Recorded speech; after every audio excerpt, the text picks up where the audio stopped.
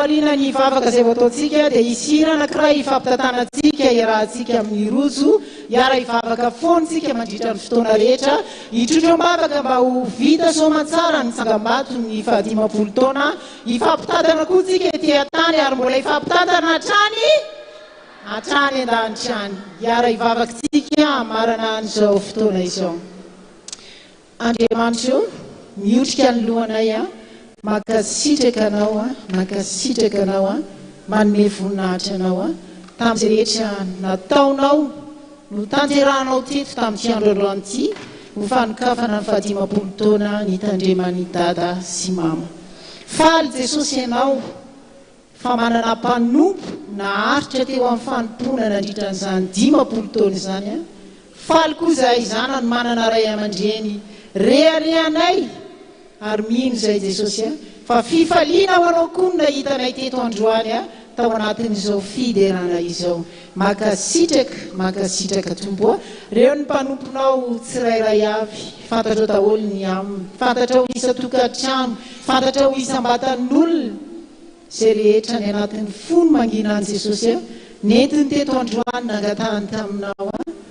angatahako amin'ny anaranao mba homenao azy eny fa na dia izay tsy nangatahany ara Jesosy mba tsy ary atao vonitsena anazy any amin'ny tokantrano tsirairay avy zany valim-bavaka ngeda be homenao anazy androany. Vitany androany Jesosy isaraka eto izay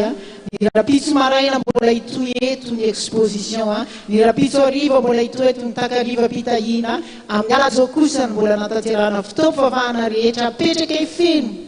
eo am-pelatananao eo ambanin'ny fitarihan'ny faranomasina daholo izany fotoana izany. Amakivaky ny tsy alina manginy ity mpanomponao tsirairay avy ny anjelinao sy miaramilanao itombo manodidina loha lalana ho vody lalana ho ankavia ho ankavanana ary asehonao mandrakariva fenao no mitantana anazy amin'ny tany ankavanany fahamalinanao amin'ny anaranao Jesosy ilay zoko malalanay ilay tianay no angatahanay sy anaovanay izany vavaka izany. Rainay ho izay any an-danitra masinna ny anaranao hotsongany ny fanjakanao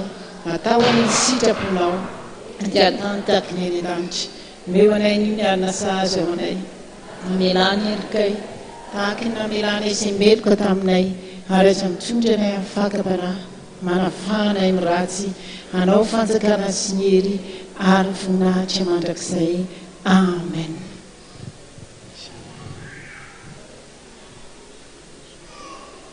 Dia makasitraka antsika rehetra zany fa efa voaravany soanao tahiny Jesosy daholo tsika manaraka indray kopakopa-tanana daholo tompoko.